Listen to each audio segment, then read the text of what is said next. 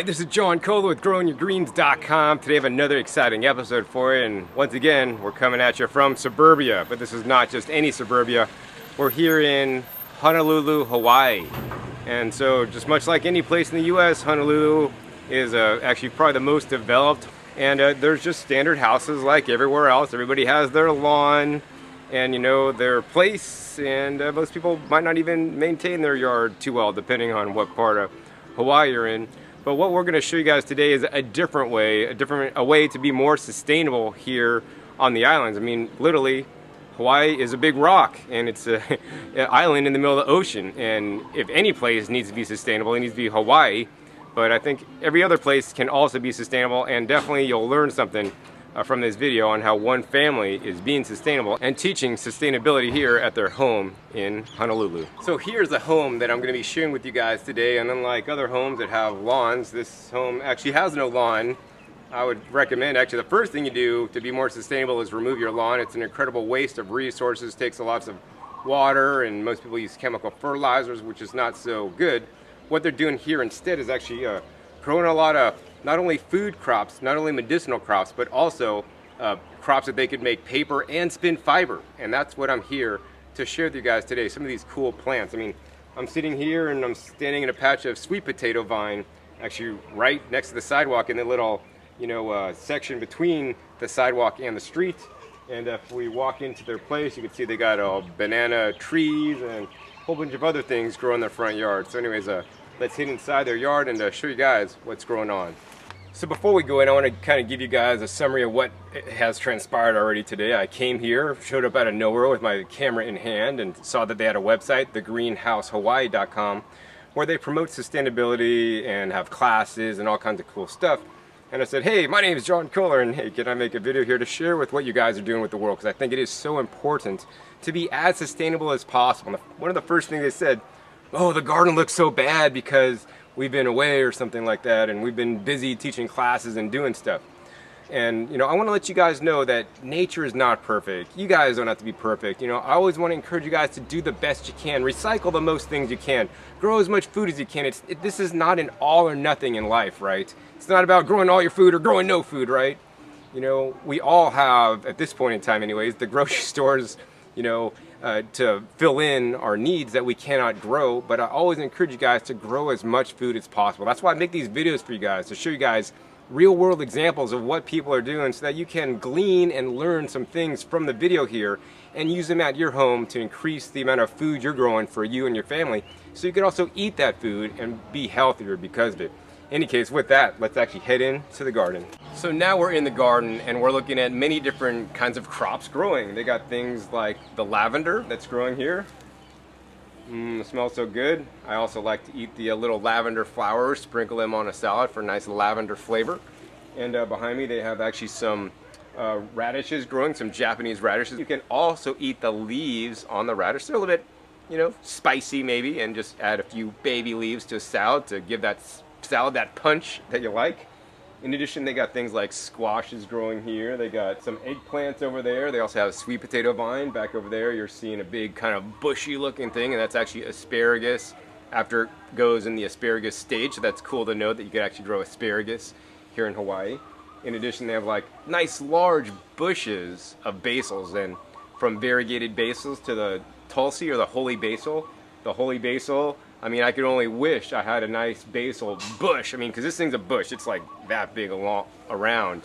And very simple and easy to grow here in the mild tropical weather. So one of the fruits actually that they're growing here, and probably their favorite fruit that I've seen the most trees planted, although banana trees are not necessarily a tree, they're herbaceous shrub kind of plant, because they don't have that wood like a tree would have. That was a joke. But you can see they have a nice banana patch on the other side of the yard.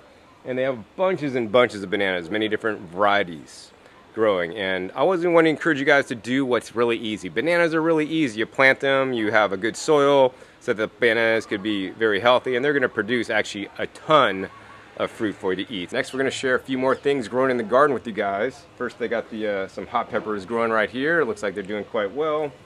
They got some lemon verbena. I like lemon verbena to make like a nice lemon verbena water. So if you just take the leaves and kind of crinkle them up and put them in a jar of water, filtered water, and put them in the fridge overnight, the next morning you wake up with a nice, lemon verbena essence of water. And in some stores, they'll sell water essences for a couple bucks. You can make your own with the herbs. You can even do the same with basil and other things. Mint's another good one to do that with. Behind, they have the comfrey. Comfrey is a great plant to grow for medicine, or actually to pull nutrients like minerals out of the ground, and then to compost or make comfrey teas to spray your plants with to provide them more nutrition. Besides that, they have some amaranth over here that they're actually going for the leaves. Yes, I know many people may eat the amaranth grain, but they prefer to use the greens here because greens are more nutritious than the grains. My channel is called Growing Your Greens, and I want to encourage you guys to grow and eat your greens. Greens, not grains. Greens are very simple and easy to grow, and they're going to provide you with the most amount of nutrition so that you can be healthier. Another thing that's really cool and interesting that I learned about today, and I'll show you guys in a little bit, is as I mentioned in the intro, they grow food, they grow medicine, but they also grow fiber. Fiber is very important what they grow here, and I've never really been to a place that grows fiber. So they were telling me that the ginger, all the way in the background, I'm not sure if you guys could see that, but the ginger plant that has the edible root or even non-edible gingers can be used for the fiber.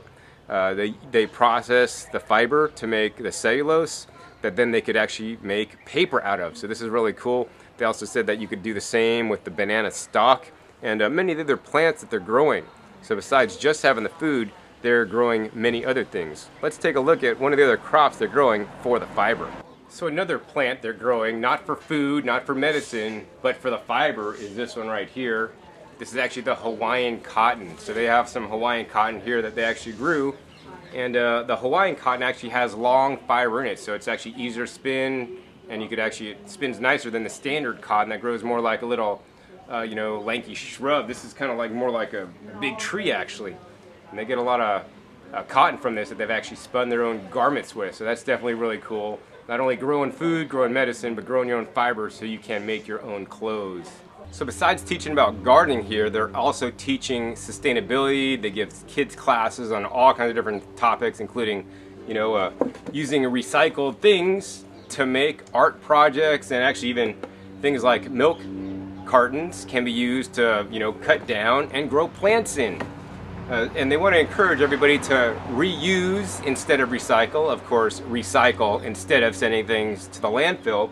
And many containers that you may have in your home, once well washed out, you can cut them down and use them as little containers to start your plant seedlings. And that's what I would do with them. Although I'm sure they do many different art projects. And here's one of them so that kids can learn to reuse and recycle instead of throw away. So of course, associated with sustainability is recycling, but also reusing. So what I like to do is compost. So they have compost piles around the back. In addition, they have worm composting, which is something that even people that live in cities and an apartment can do to turn their food into garbage, because it's the worms that eats the garbage to make the worm castings. And they love it, and I love the castings that creates because it's one of the best resources to put in your garden. Now, if you guys are hearing a chicken or something up above, that's because one's sitting above me. They actually like to roost in the tree that I'm below, and hopefully I will not get rained on with the chicken stuff. But another thing that I learned about today is how they're using bokashi. They're using bokashi to spread on the chicken poop down below to help break down the chicken poop, and then they'll actually wash it off into the area onto the side where they have plenty worm that's going to break down all the rich, nutritious chicken poop that's been basically neutralized by the bokashi. This can help reduce the smells and make this area safer so that you won't slip on it as well. Alright, so now what we're looking at is a really nice example of a technique called air layering. Man, that's some like fancy word. Sounds like some spaceship thing, air something. I don't know. Anyways, what air layering is, it's a very simple technique where you take a branch of many different fruit trees. So we have a citrus tree right here. And what the air layering does is basically what you do is you scratch away a little bit of the root, you put some rooting hormone on there, then you put some dirt around in a plastic bag and you tie it off. And what happens is you leave it for many, months. Depends on the type of plant.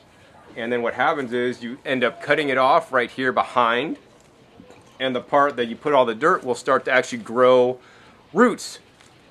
So then you could actually take this cutting, stick it in dirt, and you'll have a new tree. So this is an easy, inexpensive, and free way to basically clone your plants, or to make some for friends and neighbors, or even to sell.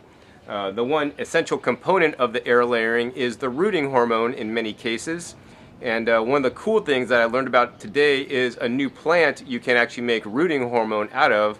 This will probably be most beneficial for people that live in Hawaii, because as many of you guys know, they often use willow for its hormones to do the rooting, natural rooting compound. But here's another plant that I'm going to show you guys next that I've learned about. So the plant that I learned about that you can make rooting hormone out of naturally is this guy right here. It's growing in a big old fish tank, and it's actually called the water hyacinth.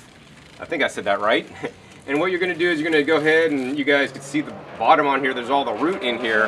You're going to go ahead and take that out, put it in a plastic bag for about a month, and it'll turn into this weird jelly stuff that then you could use for rooting your crops. You know, I think that's amazing, using naturally, you know, occurring plants to make what you need. And if you're growing things like food, medicine, and fiber, what else do you really need? So here's one of my favorite edibles that I would plant if I lived in Hawaii. It's a tropical, so if you live in a non-tropical area that does get freezes, this guy will not make it. But in Hawaii, you can grow it year-round, and as in northern climates, you can grow it in the summertime, and it's really a fun plant. It's known as the roselle, or it's a edible hibiscus.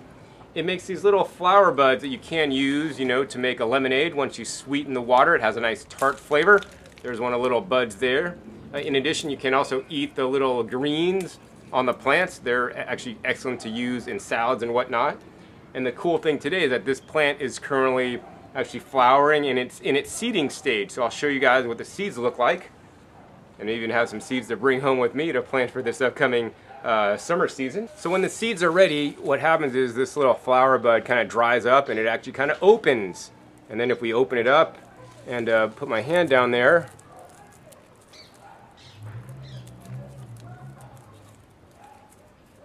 all right, there we go. You'll see some of the seeds right there. So now I'll be able to grow some roselle this upcoming summer season. So what we're looking at now is the cassava plant. So they're growing some cassavas here for the edible tuberous root that can be eaten. It's kind of bland like a potato, but she was explaining how they flavor it up, either savory or sweet, to make it taste real good. In addition, I learned that the cassava leaves can be eaten only when cooked because they have a white milky sap. So this would be another excellent kind of food to grow if you lived in Hawaii, along with the sweet potatoes that are much more commonly grown, and I think a little bit more useful than the cassava. So what we're looking at now is their fence line, and they're doing an amazing thing with the fence line. They're actually growing things up the fence line. So they're growing these guys, which is the green Malabar spinach. I personally like the red or purple style Malabar spinach. Looks a little bit more decorative, and also I think it grows a little bit faster based on my experience. But these guys are great to grow to fill up a whole fence, and you can grow them in the tropics pretty much year-round.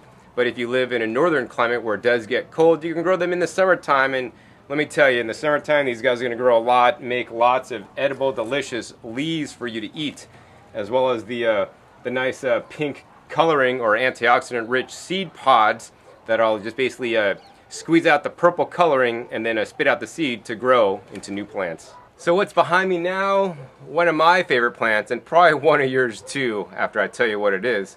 It's the sugarcane plant. And you're like, John, I've never had sugarcane, but yeah, you've probably eaten the sugar that is derived from the sugarcane plant. I always want to encourage you guys to eat, you know, foods as found in nature. So in nature, we wouldn't be eating white powdered processed sugar crystals. We'd be gnawing on whole stalks of sugarcane, or maybe even juicing it with our teeth, or maybe wringing it out and getting all that sweet, juicy, delicious goodness out of it. So grow some sugarcane if you are able, whether you live in Hawaii or even in, you know, places like Southern California, Sacramento. You can reliably grow some sugarcane over the nice summer and spring and fall months. Now we're looking at their compost pile. Composting is an essential part of being more sustainable and taking responsibility for the waste you're generating, whether they're the food scrap waste or whether they're the yard and garden clippings that you're making with all your luscious plant growth. I definitely encourage you guys to have a compost pile or a compost tumbler. I mean, I like to use the tumblers, but here in Hawaii, just having a pile, if you're layering your carbons and your nitrogens, it's gonna work great. So every time I come to a new garden, I always learn something new, and what I learned today is what this thing is. So I looked down, looked at it like very carefully. Man, is that like a bomb? Is it a special device that's gonna allow your plants to grow better? What is it? And what it is, it looks like a little rubber ball with pennies glued onto it. So I'm like, what the heck is that? I was trying to rack my brain to think about what it is, and then asked the gardener here, and they said, oh, well, my grandson made it, and basically they tape pennies on here to have copper, and they said it would repel the slugs. Now, is this the cure-all for slugs? I'm afraid not. But it's quite cool. And then I suggested what probably would work for slugs that your grandkids could also make for you, and what you could do with all those pennies in that big penny jar, you know, probably in your bureau. What you want to do is you want to take a nice piece of PVC tubing pipe. I'd probably do maybe like, I don't know, 3-inch diameter, and you're going to get a wedge about that long. Then you're going to take a hot glue gun and glue the pennies on all the way around. So instead of a ball, now you have basically a cylinder with pennies all the way around. And what you're going to do is you're going to take a plant stem. So here's a plant stem, and say this is planted in the ground, right? You're going to take that little circle thing that you made and put the plant right in the middle. So now all around it is the copper pennies. And it's said, and I believe it, and I've experienced this, that slugs and snails can't go over copper because they get shocked. Now, is this going to work in all cases? I don't know, but is it something worth a try that probably may help you with your slugs and snail problems? Probably so. I do know that they do make some kind of like copper steel wool type stuff, like made in a ring, a circle that you do put around the base of plants, that is effective against slugs. So I can't see why my PVC copper penny idea wouldn't work as well. So that brings us to the end of this video. The sun's going down. I'm gonna get a bit hungry. Gotta head back home and make a nice delicious dinner for myself. Actually, I smell they're cooking dinner right now inside. But I hope you guys enjoyed this episode. Learned a few things along the way. You know, not only can you grow food at your house if you want to. To me, food and medicine are probably the most important things. If you have extra space, maybe grow some fibrous plants like some cotton and some other ginger and banana and other plants that can be used for its fiber to make paper. And I want to show you guys an example of what she does. So here's a little basket full of the paper that she's made here. Now, this is not all the fiber from the plants, but that she does use recycled paper plus the fibers of the plants, and it makes some really cool looking paper here. Also presses leaves in, so if you got kids or you're a lady and like arts and crafts, this is something great to do. I can imagine making Christmas cards out of, you know, plants and fiber that you grew in your own yard. That's kind of special, I think. You know, we've lost that craftsmanship, and when we need paper in this day and age, we just go to the store and buy it. Well, how about making it? And it is really simple. Basically what they do is they get the fiber, break it down in a blender with water, and use some lye to get all the lignin off, and then they got the fiber only, and then they added with the recycled soaked paper, and then they just screen it out and make their own paper. So, you know, it's definitely good to think about sustainability in this day and age that we live, when we're pretty much all consuming. What I encourage and want every one of you guys to do is to think about how to become more of a producer. Whether you're growing your own food, whether you're growing your own medicine, or whether you're making your own paper, or growing your own cotton for clothes, I want you guys to be producers instead of consumers. And I know this change is not going to happen overnight. Do it one step at a time. You know, start growing your food, start growing some medicine, and start growing some fiber, and think about how you can use some of the fiber of your vegetables to even, you know, incorporate into the paper to become more sustainable. And that's what they're teaching here at the Greenhouse Hawaii. So be sure to visit them if you live in Hawaii and want to attend some of their classes, whether it's the permaculture and gardening classes for adults, or you got some kids and you want to get them involved with the sustainability and learning about butterflies, composting, maybe even making paper as well. So you can check them out at thegreenhousehawaii.com. Hopefully you guys enjoyed this episode. Once again, my name is John Kohler with growingyourgreens.com. We'll see you next time, and remember, keep on growing. All right, this is John Kohler with growingyourgreens.com. Today I have another exciting episode for you, and aloha, still in Hawaii here on Oahu. And now we're going to share with you guys